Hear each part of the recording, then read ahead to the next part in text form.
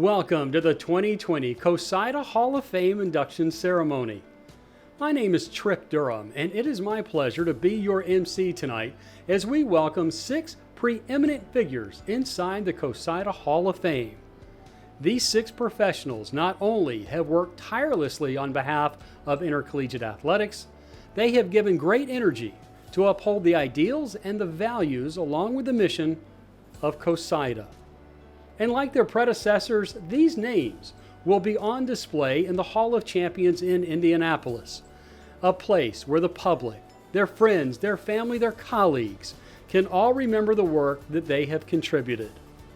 At the end of my introductions, they'll have a chance via video to offer a response, words and meanings which we think we will all find of great value. So with that, let's welcome our first inductee for 2020. It is none other than Bob Beretta, representing Army West Point and Moyne College. Legendary Heisman Trophy winner Pete Dawkins best summed up what Bob Beretta demonstrated as a member of the Army Athletics Department when he said, "He is a man of noble integrity, competence, and class." That's the reputation Bob established during his 32 years at Army in overseeing West Point's Athletic Communications Department while also handling a wide variety of administrative duties. A past president of ECAC-CIDA, he's a recipient of the Irving T. Marsh Award and the Pete Nevins Award for Distinguished Achievement. As a testament to his leadership skills, Beretta was named athletic director at Moyne College in early 2021. CoSIDA is proud to welcome Bob Beretta as a member of the 2020 Hall of Fame class. I was blessed with a long career in communications at a fantastic place, a special institution surrounded by special people. So many memories, so many opportunities, so many experiences. And I've been asked this before, what my favorite memories in communications have been. And rather than answer it in a specific manner, I like to answer it in more general terms. And it's really the interaction that I was able to experience with the cadet athletes over the years. Even now, as I've been fortunate enough to matriculate through administration and now as an athletic director, those granular relationships that we as SIDs were able to develop, they were so important to me. And quite honestly, one of the big reasons I wanted to return to a civilian campus and have an opportunity to become an athletic director was to try and develop those same relationships that I was able to develop as an SID, where you were dealing with the athletes on a daily basis. You knew them by name, by face. They were excited to see you on a daily basis. And I missed that. I missed that in different levels of administration. And when I look back at my time as an SID, certainly there were great memories, great championships, great relationships with coaches, phenomenal seasons. But overall, it's the relationship with the cadet athletes that I had at West Point. To me, that was the most gratifying part of my experience as an athletics communicator. I would tell my younger self to slow down, to take a moment to enjoy the experience, to be where your feet are presently, not always grind and look ahead.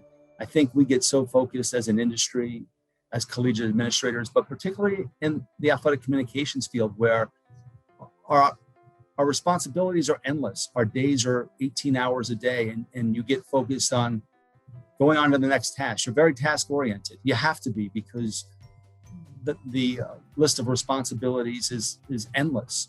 One thing I would tell my younger self would be to slow down and enjoy the opportunity, because we get this opportunity, right? We get the chance to work in college athletics. So maybe 20 years ago, when things were hectic and I was checking off my to-do list, I didn't take the time to really enjoy that moment, right? Be present, be where my feet are or were at that moment in time. And I think that's really important for all of us to understand that it's a finite period that we get to work in college athletics, that we get to impact the lives of young people. We're blessed, we're fortunate. I know that so many people would love to have the opportunity that I have or have had in the past to work with college athletes. So I would tell my younger self that maybe today isn't the most important thing. It's the big picture. It's today, it's tomorrow, and it's the years ahead. So don't get bogged down in the moment. Look big picture, enjoy where you are, and realize that it's a special moment in your life, that it's finite and it could end at any point in time. So it's really what I tell our athletes that I'm coaching on a travel softball side, and when I served as the head coach at West Point, was we have to treat and cherish every opportunity we have together, because we never know when it might be our last. And I think the past year with the pandemic really proved that. So yeah, the advice to my younger self: slow down, enjoy the moment, and realize how blessed you are to have this opportunity. Bob Beretta, representing Army West Point and Moyne College.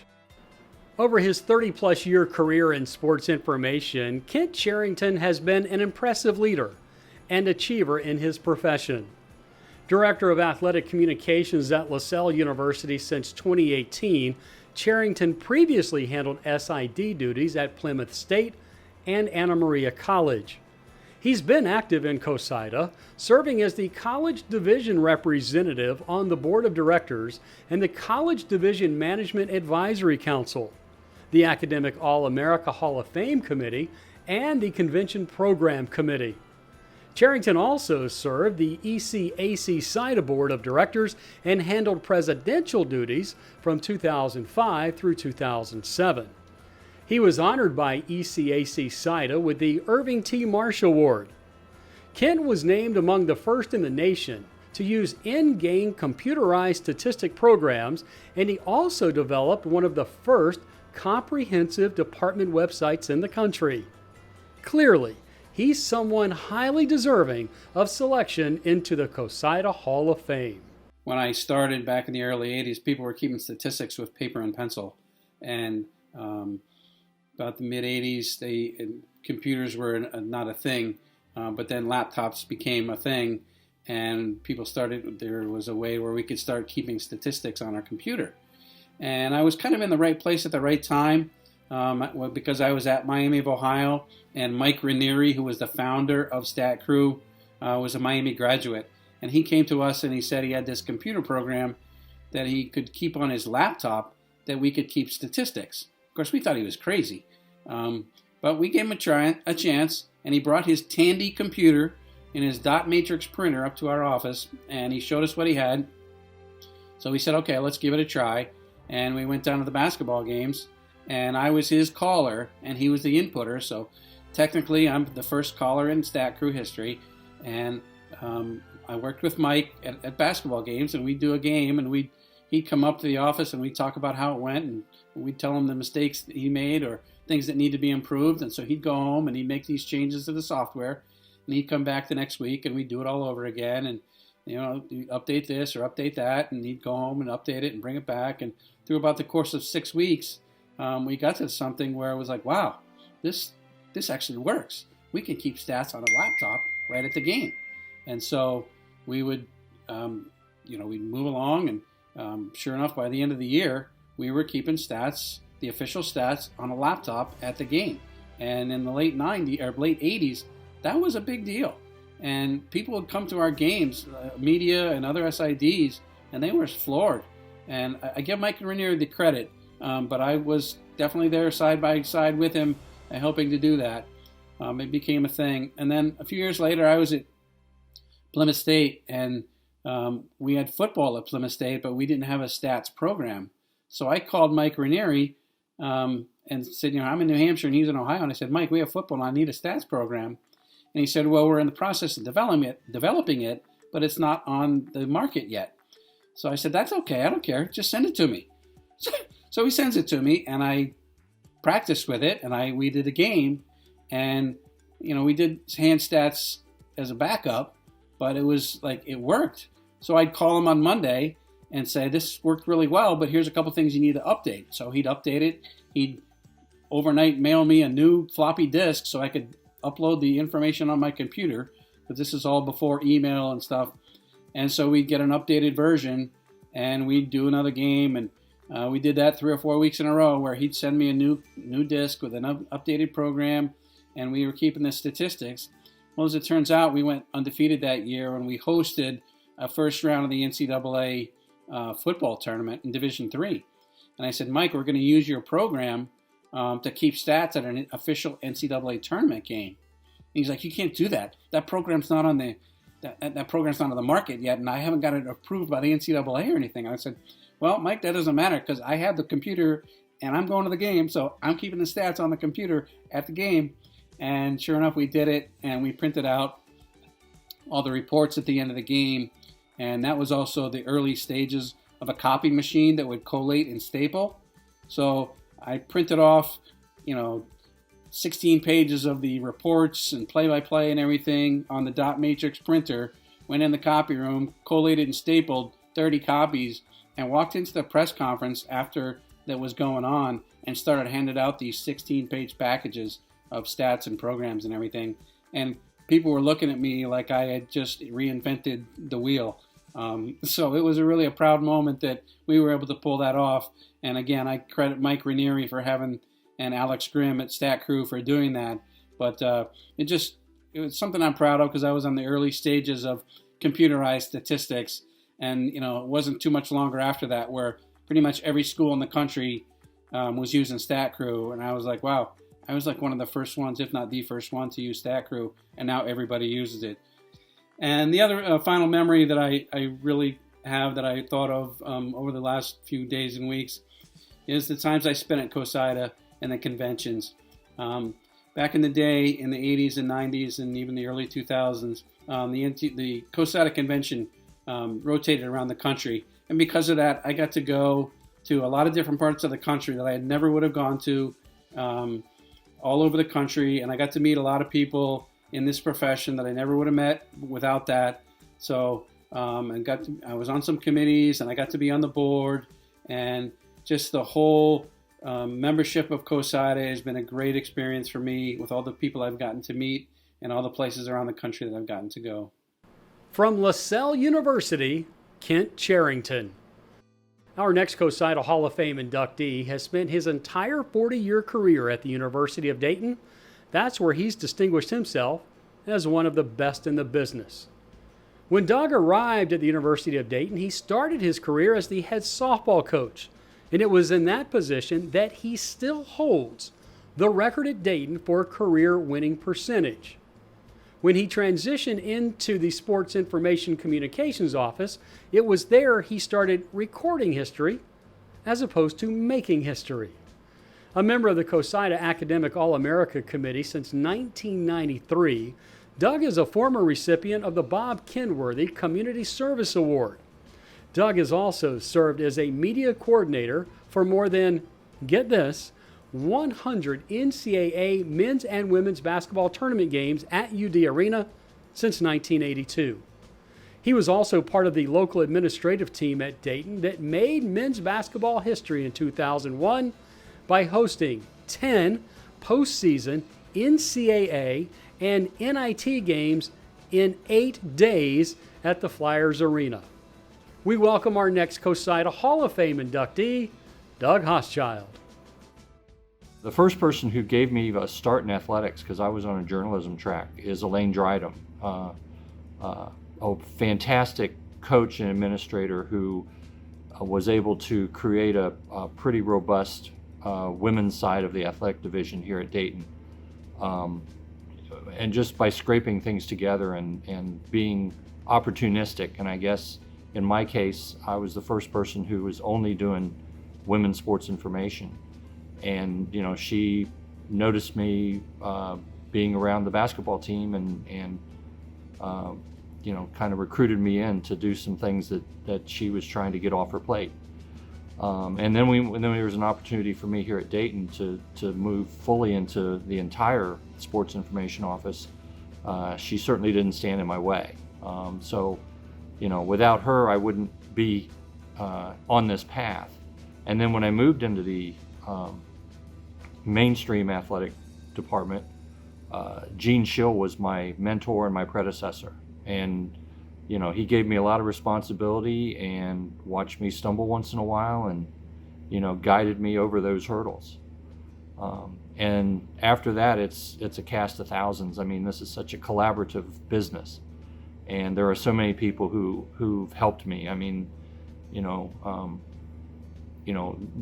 I could go just around the teams that we played, and guys like Paul Just, guys like Steve Snap at Ohio State, but there was nobody who was a bigger influence on me than Dave Young at Miami. You know, Dave really took me under his wing when I started reaching out and getting a little bit more into this business, and you know, I was able to help him a bit when he went through some health issues. And one of another member of this Hall of Fame class of 2020 is Kent Cherrington, and Kent was at Miami, and gosh, Kent could tell you stories on Dave forever. And that little chuckle of Dave's is probably, you know, looking down upon us both, and we got picked for the Hall of Fame in the same year. Certainly you can't succeed in much of anything without a great family, and in this business particularly. You've got to have the support of your family, and luckily for me, my future wife, when I met her in the Sports Information Office as a student, she actually predates me working at Dayton Athletics. My wife, Patty, she came into this with her eyes wide open. She knew how the hours, and she knew that it's a lifestyle as much as a profession. And we've raised 3 wonderful kids who are each other's best friends, and they're good people, and they've all pitched in at times, helping out on stat crew, helping at games over holidays, and they've loved doing it. So you know, it's as much fun as I've had doing this job, they've had fun doing it too, and I've had fun watching them. And then in our office, you know, I say over and over how proud we are of the people who have gone through our office and moved on to other things, but in the profession, in athletics. And there are so many of them, and so many of them, both students and colleagues, have become lifelong friends. So, you know, all of them together have created what you're looking at here. I mean, you know, all of them together have helped me become who I am. And, you know, I could say thank you to them, and thank you to so many more people. I think what I'm most proud of are the people who I've worked with who have gone on to bigger and better things, whether it's people who I've worked with as professionals or some of the students. You know, we've had more than 50 people come through our office as students who've gone on to work in the business, maybe not directly in sports information or athletics communications, but they've gone on into sports. And I think everyone in our office feels like we're part of the educational process. So for us to be part of that is what I'm most proud of, is the relationships and watching people come in thinking they know everything and realizing by the time they leave they've still got a lot to learn, but appreciating what we've taught them. I just got an email this afternoon from one of our seniors who's staying in the business, and it was just great to hear from him, even though it was just he just graduated. Gosh, if I could go back and talk to my younger self, the first thing I would say is lose the perm. I mean that, you know, but you know, apart from that, I would tell my younger self to make sure that you enjoy it as much as you can. I remember we hosted a First Four that virtually everybody on my volunteer staff were people who had either worked at Dayton on their way through professionally, or we just happened to have a year where we had a lot of students be able to come back, and we had a pretty big student staff that year. So almost all of our people were Dayton, and I was too busy to get a picture. I was too busy to think about getting a picture. I didn't turn down the picture. I just never thought of it to begin with. So I would tell my younger self just to take a moment and maybe enjoy it a little bit more, maybe hang on to those press passes at the certain events that everybody wants to remember. But gosh, other than that, I would just say get ready and have some fun, because you know it's been a lot of fun, and it's been very rewarding being at a place that has meant so much to me. From the University of Dayton, Doug Hostchild. It would be difficult to find anyone with roots in sports information who could match the legacy and contributions represented on the resume of Joe Mitch. He was a fixture in college athletics for 50 years, including 27 with the Missouri Valley Conference before retiring in 2012. Mitch served as SID at 3 institutions: Illinois Chicago Circle, Dayton, and St. Louis. He was also on the sports information staff at Southern Illinois before joining the Metro Conference in 1976. He worked 44 straight NCAA Final Fours during his tenure in the conference office, and he also served as media relations officer for numerous international competitions. Mitch impacted the game of college basketball as he spent 36 years as executive director of the United States Basketball Writers Association, helping grow that organization from a group of 200 plus members to more than 900 journalists. Among his honors, Mitch has earned CoSIDA's Lifetime Achievement Award, the Cliff Wells Appreciation Award from the NABC, and he was recently inducted into the USBWA Hall of Fame. Congratulations, another Hall of Fame honor for Joe Mitch. Well, first I want to thank CoSIDA for selecting me for its Hall of Fame. I'm humbled and I'm honored. CoSIDA has provided a foundation for my career, and I'll be forever grateful to the organization. They've asked me to talk about some of my memorable moments in my career, and I'd have to say the number one game during the season in 1979 was the Larry Bird versus Magic Johnson game for the national championship that was held in Salt Lake City. Bird came in as the national player of the year, and Magic Johnson captured all sorts of attention. A lot of it due to the fact that he has a name that was unique, Magic. I served as media coordinator in the 1978 Final Four in St. Louis, and that was really special to be given that assignment. I worked numerous other NCAA tournaments as media coordinator, and I always will look back upon those events and those games. Very special to me. The Metro Conference in 1977 was selected to form a all-star team, and we played games overseas in Europe and Russia, and it was quite an experience. Sue and I were part of the group that made the trip over, and to be able to say you were part of that experience, playing games against national teams in Europe and Russia, was again very, very special. Some accomplishments that came my way, I actually look upon those as being opportunities. Worked with the NCAA a lot on developing policies for the media, and I felt really honored to be asked to be a part of that group. I was involved in developing a corporate sponsorship program for the Missouri Valley Conference, and we were one of the few conferences that sold sponsorships in-house, and it helped us attract some major national corporate sponsors that really helped us get our network off the ground, our television network off the ground. And I think the experience I gained selling story ideas to the media helped me sell sponsorships to corporations. And that was a lot of fun, a lot of work, but something that really was quite special to me to be able to say that I was a part of this program. In my career, I had two full-time jobs basically. For 36 years, I was Associate Commissioner of the Missouri Valley Conference and then Executive Director of the USBWA.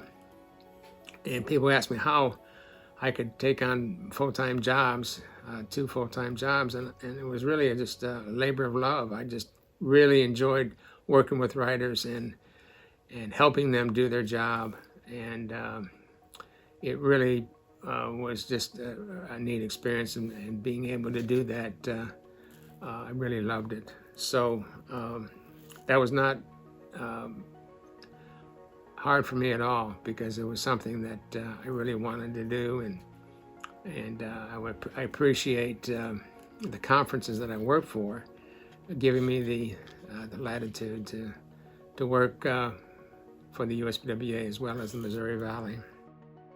From the Missouri Valley Conference and USBWA, Joe Mitch. Unselfish dedication and a passion for his job, his profession, and for CoSIDA, these are all characteristics that define the career of our next Hall of Fame recipient. Recognized among his peers as one of the best in the profession, Blake Timm is in his 5th year at the Great Northwest Athletic Conference. He serves as the Assistant Commissioner for Communication. Prior to that stop, he spent 16 years as the SID at Pacific University. He has served 6 years on CoSIDA's Board of Directors and 6 years on the College Division Management Advisory Committee. A past chair of the former Membership Services Committee, Blake has participated on the Academic All-America Committee and Special Awards Committee.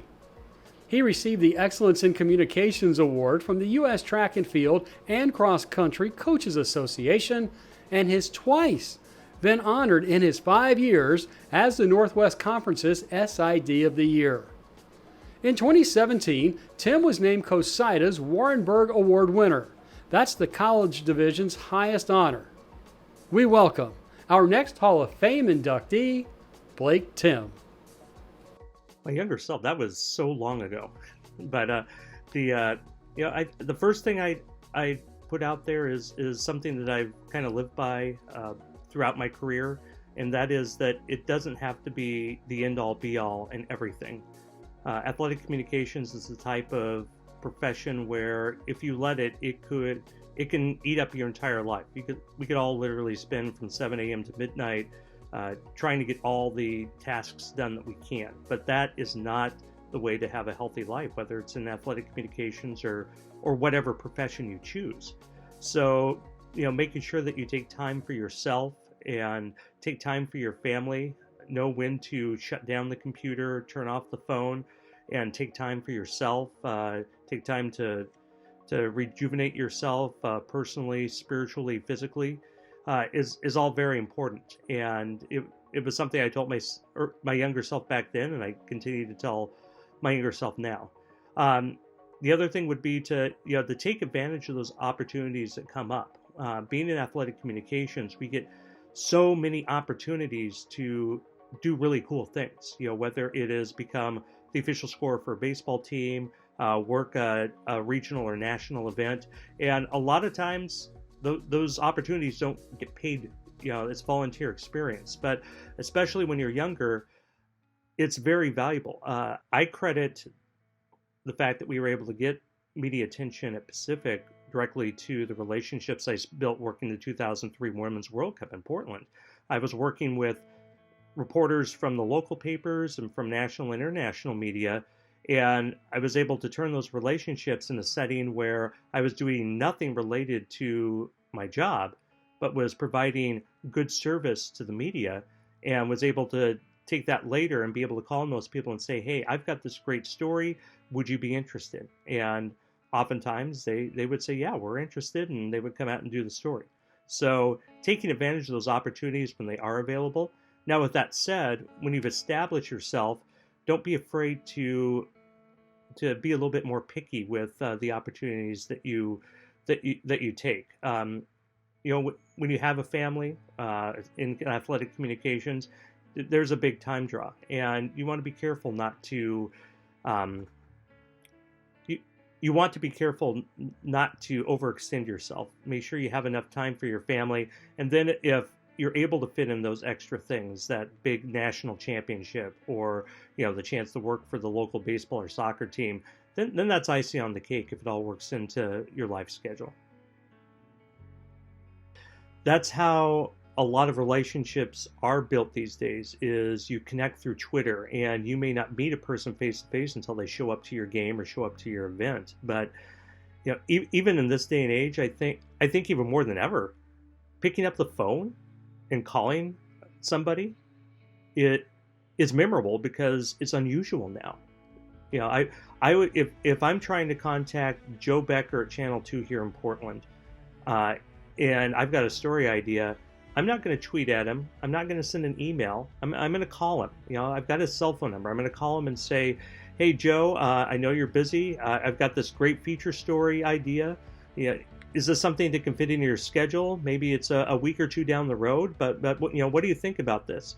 And even if he says no, the fact that I called is going to stand out in his mind, because people just don't do that anymore. They tweet at him, send a direct message, send a Facebook message, send an email. So old school is kind of the way to make yourself stand out in some ways, because if you make the call, they're going to remember, wow, that person took the time to call rather than just send a message. I think I'd like to start by talking about the Rising Star Award in itself. I brought that to the CoSIDA board in my first year back in 2005 as a way to be able to not only honor younger professionals, but also to find a way to show that they were appreciated, and maybe try to keep them in the profession longer by showing that they have value in the profession. Now, some of those winners, Jason Fine off the top of my head, Kim Winger, have gone on to success outside of the profession, which is great too. But the fact that the Rising Star Award has grown so much since 2005 and has become the award that has the most nominations year to year in the CoSIDA Special Awards program is very gratifying, because to me it means that we came up with something that truly had value to the membership, and that many people saw as a way to not only honor those up and coming rising stars and to show them value, but to try to find a hook to keep them in the profession. And that might be one of the most gratifying moments of my time in CoSIDA leadership, is seeing how the Rising Star Award has grown so much. From the Great Northwest Athletic Conference, Blake Timm. It could be argued that no NCAA department provides more meaningful services to sports information directors at all levels around the country, more than the department that David Worlock oversees: media coordination and statistics. Just recently completing his 20th year at the NCAA, Dave clearly has earned a spot as a result of all of his work in the CoSIDA Hall of Fame. Warlock works primarily with men's postseason basketball and is responsible for media coordination at all tournament rounds all the way through the Final Four. Warlock started his career as SID at his alma mater, Henderson State. That's where he worked until joining the NCAA in 2001. Warlock is a member of the selection panel for the Kurt Gowdy Media Award and is a past member of the Harlan Hill Award Selection Committee. CoSIDA is proud to welcome David Worlock as a member of the Hall of Fame Class 2020. I think anyone who's in the event planning business, which is every SID, every person who's in this Hall of Fame and in this organization, but anyone who's in event planning, and especially one of this magnitude, knows that the planning that goes into every detail is quite extensive. Everything from security, ticketing, social media posts, merchandise sales, media access, of course, entertainment, corporate partner activation, fan engagement in the venue, plus the ancillary events outside of the venue, and of course, the game operations. But anyone in this line of work also knows that everything doesn't go as planned. The wireless goes out. Inclement weather ruins what you've worked for. Security gets breached, and despite the months and months of planning and site visits, and now, of course, in today's age, Zoom calls, there's likely going to be something that goes off script, or one thing you hadn't thought of that becomes a key learning moment for the next go around. And then you have those oh shoot moments, even though you might substitute the word shoot for something else. But I always think of again, going back to the 2016 championship game when Villanova's Chris Jenkins hit the buzzer beater to beat North Carolina for the title, it'll go down as one of the great tournament moments ever, and I was right there front and center, the witness, a moment that will live forever. But what I'll also remember is the confetti going off right afterwards, and like many of my colleagues in charge of staging the tournament, I thought, oh no, what are we going to do if there's a tenth of a second still left on the clock? I felt strongly that Chris got the shot off on time and was pretty sure the clock hit 0 before the ball went through the net. But like those Tracy Morgan commercials that debuted at this year's Super Bowl, do you want to go with pretty sure? No, of course not. So pretty sure isn't good enough when you're jumping out of an airplane. You think you might have a parachute attached to you, and it isn't good enough when a million pieces of confetti are on the court and there's still time on the clock. So it worked out in our favor because the officials reviewed the play, and in fact there wasn't any time on the clock. But literally the next day, when we're typically catching up on sleep, instead we were having a conversation that resulted in new protocols involving the person pushing the button to release that confetti. So now fast forward to this year's tournament. We've planned for what was a most unique and challenging tournament that we hopefully ever have to stage. And despite the unprecedented challenges, now we've reached a point to where we can see the finish line. It's Championship Monday. Gonzaga's team has tested negative for COVID-19 one final time. Baylor's team has done the same. All we have to do is throw the ball up, hope for a clean game, hand out a trophy, and we're finished. Well, several hours before the game, before any of the media were in the building or any of the fans have entered Lucas Oil Stadium, a malfunction causes confetti to fall onto the court, and it's everywhere. We're a couple of hours from the doors opening, and staff members and building personnel are sweeping confetti off the court, the benches, the stands.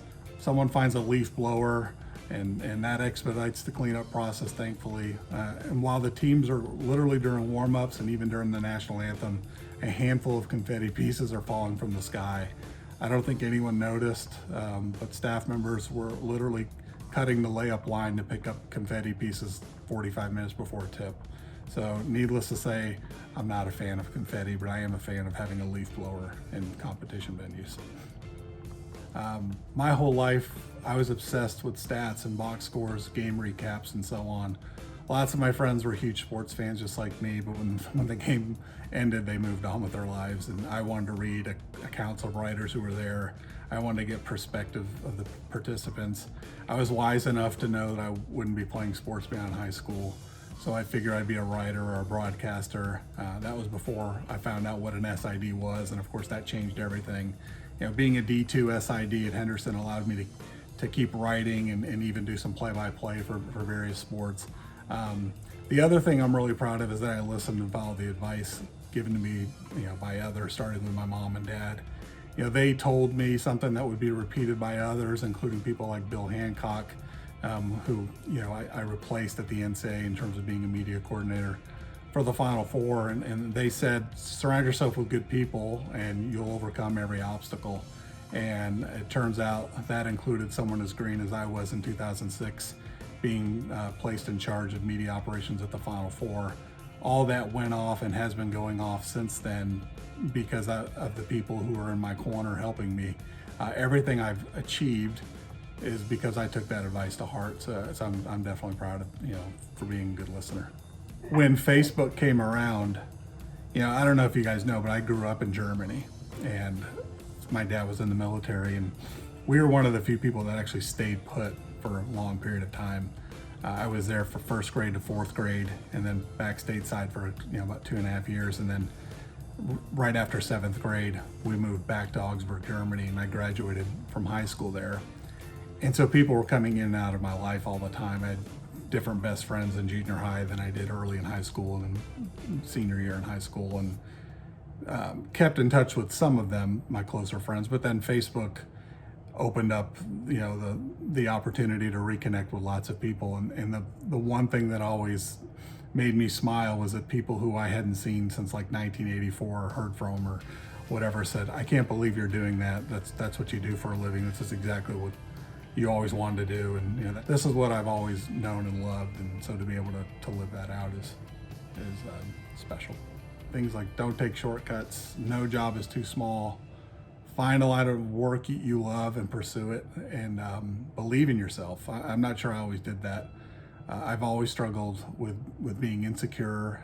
Most people don't know that. I always did my best to hide it. So I may have hammered that home to my younger self a little harder, that you got this, you're capable. Just like I said, work hard, and don't be above doing anything. As for my life, I'd point back to my quote in my senior yearbook when, for some reason, instead of saying something wise, which is more typical of me, I tried to be more profound and said, may you always have the freedom to be yourself. And that ties to surrounding yourself with good, strong people. It doesn't just apply to your career. It's helped me in all aspects of life, which can be hard and heartbreaking. But when you have great friends like I do, you're quickly picked up, and the people you're most close to are the ones who take you as you are and understand and accept your flaws, of which I have many. No one does that more than my wife, Andrea. She's a total saint. And for the past 27 years, she's loved me unconditionally and made my life incredibly easy. So that'd be something I'd like to tell my younger self. From the NCAA, David Worlock. Without question, one of the most meaningful career honors for anyone is being inducted into their profession's Hall of Fame. Without question, tonight, we have inducted 6 of the best. We'd like to thank members of the Special Awards Committee, including our chair, Diane Nordstrom, for their work in coordinating the selection process. My name is Trip Dura. Thank you for joining us. Be safe and good day.